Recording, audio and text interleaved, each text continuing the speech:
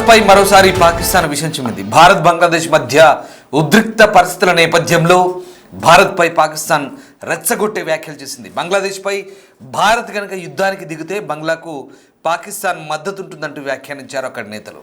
Pakistan army మొత్తం ఢాకా నుంచి భారత్పై దాడులకు దిగుతుందంటూ రెచ్చగొట్టే కామెంట్స్ చేశారు.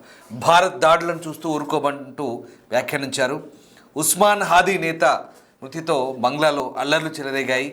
హాదీ మరణం వెనుక భారత్ ఉందంటూ ఆరోపణలు వస్తున్నాయి.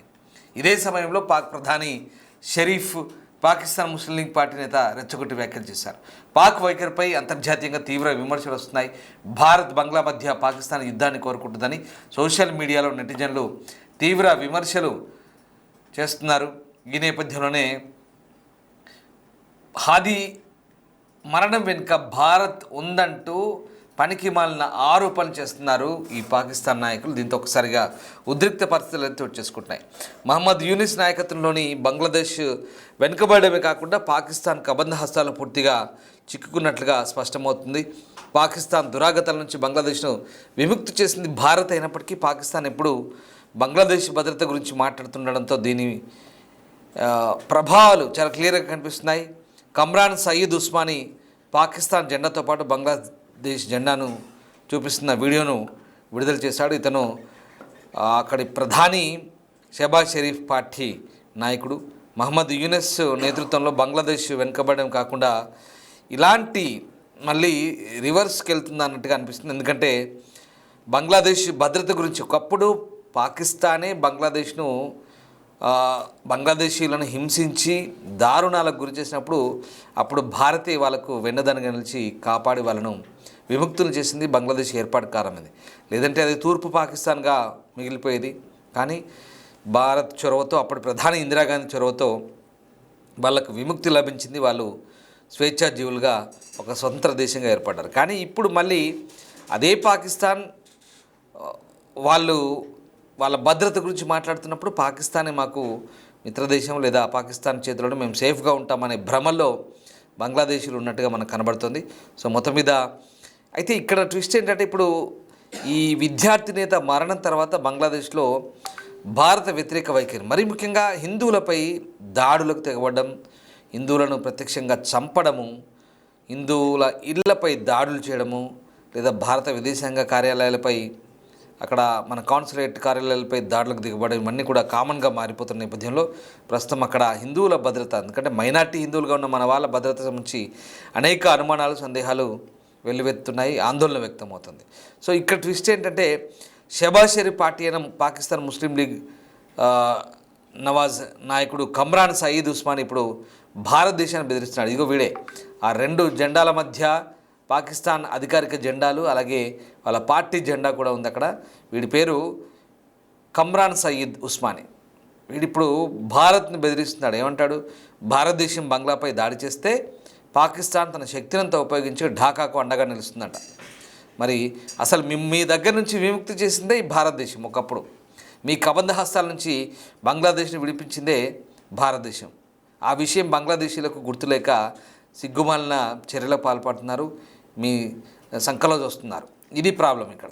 కానీ ఇది అదనుగా అవకాశంగా తీసుకొని అక్కడ ఆ దేశంలో అల్లర్లను ప్రేరేపిస్తూ రెచ్చగొడుతూ బంగ్లాదేశీని భారత్ పైకి ఉసిగొల్పుతూ మీకు అంటే భారత్ని నేరుగా ఎదుర్కొనే సత్తా లేక ఇక్కడ బంగ్లాదేశ్ రూపంలో వీళ్ళకి ఒక అందివచ్చిన అవకాశంగా మలుచుకునేందుకు ప్రయత్నిస్తున్నట్టుగా అర్థమవుతుంది. మే 2025లో భారత్ పాకిస్తాన్ మధ్య జరిగిన వివాదంపై కూడా కమ్రాన్ వ్యాఖ్యానించారు. ఇతను పాకిస్తాన్ జెండాతో పాటు బంగ్లాదేశ్ జెండాను చూపిస్తున్న వీడియో అక్కడ కనిపిస్తుంది. ఇక్కడ వీడు ఏమంటున్నాడంటే, ఈరోజు నేను రాజకీయ నాయకుడిగా కాదు, బంగ్లాదేశ్ నేల, చరిత్ర, త్యాగాలు, ధైర్యానికి సెల్యూట్ చేసే వ్యక్తిగా మాట్లాడుతున్నాను. 2021లో ఈ ప్రచారాన్ని ప్రారంభించినప్పుడు ఎవరు నాతో లేరు. నేడు అల్లా ములిల్లా బంగ్లాదేశ్, పాకిస్తాన్ కలిసి ఉన్నాయి. ఈరోజు ఎటువంటి రాజకీయ ప్రకటన చేయను. ఉస్మాన్ హాదీ గురించి మాట్లాడతాను. ఆయన ఒక ఆలోచన, ధైర్యస్వరం. బంగ్లాదేశ్ను ఏ దేశానికి కాలనీగా మార్చనివ్వనని ఆయన చెప్పేవారు. బంగ్లాదేశ్ లోపల ఎవరి బెదిరింపులు అంగీకరించను అంటూ నోరు పారేసుకున్నాడు. సో ఇక్కడ ఇంకో విషయం ఏంటంటే, బంగ్లాదేశ్ ప్రజలు భారత్ను పూర్తిగా తిరస్కరించారని, బంగ్లాదేశీలకు పాకిస్తాన్ పూర్తిగా అండగా ఉంటుందని చెప్పాలనుకున్నాను. ఏదైనా దేశం బంగ్లాదేశ్పై ఒత్తిడి తీసుకురావడానికి, దాడి చేయడానికి ప్రయత్నిస్తే పాకిస్తాన్ అంతా కూడా మీతో ఉంటుంది. పాకిస్తాన్ సైన్యం మా క్షిపణులు మీకు దూరంగా లేవు. ఆపరేషన్ బన్యన్ అల్ మర్సూస్ ద్వారా ఎదుర్కొన్న విధంగానే అదే విధిని అనుభవిస్తానంటూ వీడు ప్రగల్భాలు పలికినట్టుగా మనకు అర్థమవుతుంది. ఒకసారి వీడు మాట్లాడింది ఏంటో చూసే ముందు నేను మీకు క్లియర్గా చెప్తాను. అసలు ఈ ఈ కమ్రాన్ అనేవాడు వీడు అక్కడి అధికార పార్టీ నాయకుడు అంట. వీళ్ళకి ఏంటంటే అసలు ఆపరేషన్ సింధూర్లో చావు దెబ్బతిన్నారు. ఇంకా భారత్తో యుద్ధం అంటేనే గజగజ వణుకుతున్నారు. మళ్ళీ ఏదో రకంగా రెచ్చగొట్టే ప్రయత్నాలు. ఎందుకంటే ఇప్పుడు జమ్మూ కాశ్మీర్లో అక్కడ చొరబాట్లకు వీలు లేకుండా అయిపోయింది. ఈవెన్ మనకు గుజరాత్ సర్క్రిక్ వెంట కూడా చొరబాడడానికి ప్రయత్నిస్తే మొన్న కూడా గట్టి వార్నింగ్లు ఇచ్చాం. ఎక్కడ దారి లేదు. ఏం చేస్తారు ఇప్పుడు? ఈశాన్య రాష్ట్రాల వైపు నుంచి 7 సిస్టర్స్గా చెప్పుకునే మన ఈశాన్య రాష్ట్రాల వైపు నుంచి బంగ్లాదేశ్ను ఎగదోస్తున్నారు పైకి. బంగ్లాదేశ్లో టెర్రర్ లాంచ్ ప్యాడ్లు పెడుతున్నారు. బంగ్లాదేశ్కు ఫండింగ్ చేస్తున్నారు. అక్కడ యూత్ను రెచ్చగొడుతున్నారు. అలాగే ఈ మహమ్మద్ యూనిస్ను చైనా సహకారంతో, అక్కడ అమెరికా సహకారంతో ఆ దేశాన్ని పూర్తిగా అల్లకల్లోలు సృష్టించి షేక్ హసీనాను గద్దె దింపి వీళ్ళ ఎవడైతే ఉన్నాడో ఆ మహమ్మద్ యూనిస్ని అక్కడ అధికార పీఠంపై ప్రతిష్ఠించి వాటితో గేమ్స్ ఆడుతున్నారు వీళ్ళంతా కూడా. ఇక్కడ బంగ్లాదేశ్కి వీళ్ళు మద్దతుగా ఉంటారంట. అవసరమైతే వీళ్ళ మిసైళ్ళు అక్కడి నుంచి మన మీదకి వస్తాయంట. అసలు మరి ఆపరేషన్ సింధూర్లో ఎందుకు ఆ పని చేయలేకపోయారు? ఆపరేషన్ సింధూర్లో భారత బ్రహ్మోస్కి, భారత అగ్ని క్షిపణులకు దడదడలాడిపోయి ఎక్కడికక్కడ తలదాచుకున్నారు. పాకిస్తాన్ ఆర్మీ చీఫ్ ఎక్కడ దాచుకున్నాడో కూడా తెలియదు. చాలా రోజుల తర్వాత బయటకు వచ్చాడు. కానీ ఇలాంటి ప్రగల్భాలు పలుకుతూ ఇప్పుడు బంగ్లాదేశ్కు మద్దతు పలుకుతారంట. ఇంతకీ ఈ విధవ ఏం మాట్లాడారు ఒకసారి చూద్దాం. के तौर पे नहीं, बल्कि उस शख्स के तौर पे आपसे बात करूंगा जो बांग्लादेश की मिट्टी, तारीख, कुर्बानी और जुर्रत को सलाम पेश करता है। मैंने जब 2021 के अंदर ये कैंपेन शुरू की थी तो उस टाइम पे मेरे साथ कोई भी नहीं था, और अब अल्हम्दुलिल्लाह बांग्लादेश और पाकिस्तान दोनों मेरे साथ खड़े हैं। आज मैं कोई सियासी बयान नहीं दूंगा। मैं आज बात करूंगा उस्मान हादी की, जो एक सोच था, जो एक जुर्रतमंदाना आवाज थी, जो ये कहता था कि मैं बांग्लादेश को किसी की माशी कॉलोनी नहीं बने दूंगा, मैं किसी की आजादारी बांग्लादेश के अंदर कबूल नहीं करूंगा, मैं बांग्लादेश को किसी का गुलाम नहीं बने दूंगा। अब सबसे बड़ा मसला इस खत्ते के अंदर यह है कि जब कोई मुसलमान नौजवान उठता है, एक मौसर आवाज बनता है, तो उसको दबा दिया जाता है। ये जो भारतीय आजादार बैठे हैं ना, ये अवाम का खून चूसने के लिए कभी इन्हें गुलामी से आजाद नहीं करना चाहते, चाहे वो बांग्लादेश का पानी बंद करने की सूरत में हो, चाहे वो फितनांगेजी करके जो है वो मुसलमान को मुसलमान से लड़वाने की सूरत में हो। अब मुसलमान नौजवान जो है ना वो इस चीज को बड़े अच्छे तरीके से इनकी साजिशों को समझ चुके हैं। अब पाकिस्तान और बांग्लादेश का बचा बचा जो है वो उस्मान हादी है। उस्मान हादी को तो शहीद कर दिया, लेकिन उसकी सोच को शहीद नहीं कर सके। आज मुकम्मल तौर पे भारतीय आजादारी जो है उसको रिजेक्ट कर चुकी है बांग्लादेश की अवाम, मुकम्मल तौर पे रिजेक्ट कर चुकी है। और मैं अपने बांग्लादेशी बहन भाइयों को कहना चाहता हूं कि हम आपके साथ खड़े हैं। पाकिस्तानी अवाम, पाकिस्तान और पाकिस्तानी अफवाज आपके साथ खड़ी है। अगर कोई माशी दबाव बांग्लादेश पे डालने की कोशिश करेगा या बांग्लादेश की खुद मुख्तारी पर अटैक करने की कोशिश करेगा तो पाकिस्तान की बाशऊर अवाम आपके साथ खड़ी होगी। अब मैं ब्राह्मण साम्राज्य को बड़ा एक क्लियर मैसेज देना चाहता हूं कि अगर अब किसी ने मैली निगाह उठा के बांग्लादेश की तरफ देखा ना, तो पाकिस्तानी अवाम, पाकिस्तानी अफवाज और हमारे मिसाइल आपसे दूर नहीं है। ऑपरेशन मार्का हक बुनियानुल मरसूस के अंदर जिस तरह हमने आपको नाको चबवाए थे ना, वो दोबारा कर लेंगे, कोई बड़ी बात नहीं है। अब बांग्लादेश को तालीम, तिजारत, टेक्नोलॉजी और दिफा में पाकिस्तान के साथ अपने ताल्लुकात को फरोग देने की जरूरत है। और ये कोई नफरत का पैगाम नहीं है, ये किसी मुल्क के खिलाफ इत्तेहाद नहीं है, ये हमारा बुनियादी दिफाई हक है जिसकी हम बात कर रहे हैं। पाकिस्तान का बांग्लादेश के साथ ताल्लुक 1947 के अंदर जो ताल्लुक कायम हुआ था वो किसी एक फर्द के लिए नहीं था, ना वो किसी एक हुकूमत के लिए था, वो एक नजरिए के लिए था, एक सोच के लिए था और एक उसूल के ऊपर सारी स्ट्रगल थी और जो सारे मामला थे। तो मेरे भाई उस्मान हादी, आपने एक क्लियर मैसेज दे दिया, और वो क्लियर मैसेज अपनी शहादत के बाद आपने ये दिया कि कौमें जो है वो गोलियों से नहीं खामोशी से गुलाम बनती हैं। अब पाकिस्तान, बांग्लादेश, ये जो अखंड भारत आइडियोलॉजी है, इसकी गुलामी को पूरे खित्ते के अंदर एक्सेप्ट नहीं करेगा इंशाल्लाह। अल्लाह ताला मेरे भाई उस्मान हादी को करवट करवट जन्नत नसीब करे और मुझे, पाकिस्तान को, बांग्लादेश को अपने भाई से इस जुदाई पर सब्र जमील अता फरमाए। విన్నారుగా వీడి మాటలు. బెదిరింపు ధోరణి. భారత్ను నేరుగా ఎదుర్కోలేక పొరుగు దేశాలైనటువంటి భారత్కి ఎక్కడెక్కడ పొరుగు దేశాలు ఉన్నాయో వాటన్నిటిలో అక్కడక్కడ పుల్లలు వేస్తున్నారు. అసలు వీడికి చరిత్ర తెలుసు తెలియదు. భారత్ బంగ్లాదేశ్ను విముక్తి చేసింది.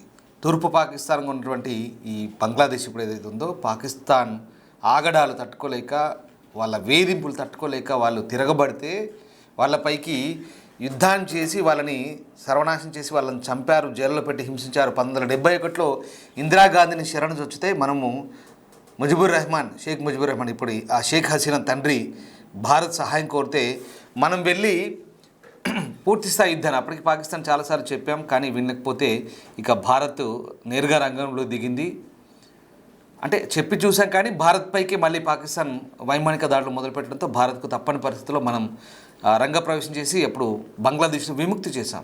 అప్పుడు రష్యా కూడా పాల్గొంది మనకు అనుకూలంగా 1971లో. అందుకే ఇప్పుడు రష్యా మళ్ళీ చెప్తోంది, దక్షిణాసియాలో ఈ వ్యవహారాలన్నీ ముగించుకో బంగ్లాదేశ్, అనవసరంగా భారత్తో పెట్టుకోకు, నీకు మంచిది కాదని చెప్తుంది. ఇప్పుడు రష్యా ప్రతినిధి కూడా ఇవాళ లేటెస్ట్గా ఒక స్టేట్మెంట్ రిలీజ్ చేశారు. బంగ్లాదేశ్కి ఇది మంచిది కాదు, భారత్తో సఖ్యతగా ఉంటేనే మంచిదన్న. అసలు వీళ్ళు తక్కువ అంచనా వేస్తున్నారు. సంయమనం, సహనంతో, ఓర్పుతో ఉంటే తక్కువ అంచనా వేస్తున్నారు. ఈ దేశాలన్నీ కూడా భారత్కు పెద్ద లెక్క కాదు, నలిపేయాలంటే వీళ్ళని ఎంతో సమయం కూడా పట్టదు. కానీ పొరుగు దేశాలు, మన దగ్గర నుంచి విడిపోయిన దేశాలు, మనతో కలిసి ఉన్న దేశాలు ఒకప్పుడు, కాబట్టి భారతదేశం చాలా ఓపికగా సంయమనంతో వ్యవహరిస్తుంది. కానీ వీళ్ళు మతాన్ని అడ్డం పెట్టుకొని మత విద్వేషాలను రెచ్చగొడుతూ ఎంత దారుణాలు జరుగుతున్నాయి. చిట్టాగాంగ్లో, బంగ్లాదేశ్ చిట్టాగాంగ్లో హిందువులపై ఎంత దారుణ మారణకాండ సాగుతుందో ఒక్కసారి బంగ్లాదేశ్లో నిన్న మొన్న జరుగుతున్న పరిణామాలను గమనిస్తే మీకు అర్థమవుతుంది. చాలా దారుణాలు జరుగుతున్నాయి. దీపు చంద్రదాస్ను కిరాతకంగా హత్య చేశారు. కొట్టి చంపి వేలాడదీసి, చెట్టుకు వేలాడదీసి మళ్ళీ ఒక హైవేపై నేరుగా ఆయన అక్కడ పడేసి చావు బతుకుల మధ్య ఉన్న వ్యక్తిని, చనిపోయిన వ్యక్తిని ఆ హైవేపై కాల్చివేశారు. ఎంత కిరాతకంగా వివరిస్తున్నారు. చిట్టాగాంగ్లో అత్యధికంగా మైనార్టీ హిందువులు ఉంటారు. బంగ్లాదేశ్లో హిందువులు మైనార్టీలు. ఇప్పుడు వాళ్ళ పరిస్థితి చాలా దుర్భరం. ఆడపిల్లలపై మానభంగాలు జరుగుతున్నాయి. ఆడపిల్లల్ని బయటికి వెళ్తే చాలు దారుణంగా హింసిస్తున్నారు. కుటుంబాలను హింసిస్తున్నారు, మహిళలు హింసిస్తున్నారు. అసలు క్షణమొక యుగంలో బతుకుతున్నారు. బంగ్లాదేశ్లో హిందువులంతా కూడా చాలా దారుణం చోటు చేసుకుంటున్నాయి. ఇళ్లను పాడు చేస్తున్నారు, నాశనం చేస్తున్నారు, మన దేవి దేవత విగ్రహాలను ధ్వంసం చేస్తున్నారు. ఈ భారత వ్యతిరేక ఈ భావజాలాన్ని ఎవడు వ్యాప్తి చేస్తున్నాడు బంగ్లాదేశ్లో? పాకిస్తాన్ కాదా? పాకిస్తాన్ పెంచి పోషిస్తున్న కొంతమంది కుక్కలు బంగ్లాదేశ్లో మొరగడం లేదా? జరుగుతుంది అదే. ఈ తంతంతా కూడా బంగ్లాదేశ్లో ఇవాళ భారత వ్యతిరేక అల్లర్లకు కారకులంతా కూడా పాకిస్తాన్ ప్రేరేపిత నాయకులు లేదా చైనా లాంటి కొన్ని పెట్టుబడిదారి విధానాలు ఎక్కడ కారణం. సో మొత్తం మీద పాకిస్తాన్ ఇప్పుడు ఊరుకోదంట. బంగ్లాదేశ్ జోలికి వస్తే పాకిస్తాన్ ఊరుకోదంట. ఇది మరీ జోక్, పెద్ద విడ్డూరం. అసలు బంగ్లాదేశ్ భారత్ మధ్య ఉన్నటువంటి వాణిజ్య సంబంధాలు, సాంస్కృతిక సంబంధాలు అసలు కలిసిమెలిసి ఉన్నారు. ఇదంతా చెడగొట్టి 2021 నుంచి ఈ వ్యవహారాలు నడుస్తున్నాయి. ఇదంతా చెడగొట్టి తిరిగి మొహమ్మద్ యూనిస్ అనే ఒక వ్యక్తిని, ఒక ఛాందసవాద వ్యక్తిని తీసుకొచ్చి అక్కడ పాలకునిగా పెట్టి అక్కడి నుంచి మీకే గతి, వీళ్ళకే గతి లేదు. వీళ్ళ ఆర్థిక పరిస్థితి మరీ దారుణంగా ఉంది. వీళ్ళ పరిస్థితి దారుణంగా ఉంటే వీళ్ళకు గతి లేదు, కానీ పక్కోడికి వీడు సహాయం చేస్తాడంట. ఇది పాకిస్తానీల పరిస్థితి. ఈ పాకిస్తాన్ అధికార పార్టీకి చెందిన ఈ నేత మాట్లాడిన మాటలు చూస్తే నిజంగా సిగ్గేస్తుంది, చాలా నవ్వొస్తుంది. వీళ్ళ మేకపోతు గాంభీర్యం చూస్తే కనుక ఇక్కడ వీళ్ళ వైఖరి ఏంటో క్లియర్గా అర్థమవుతుంది. మళ్ళీ ఒకసారి వీడు మాట్లాడిన మాటలు విందాం. के तौर पे नहीं, बल्कि उस शख्स के तौर पे आपसे बात करूंगा जो बांग्लादेश की मिट्टी, तारीख, कुर्बानी और जुर्रत को सलाम पेश करता है। मैंने जब 2021 के अंदर ये कैंपेन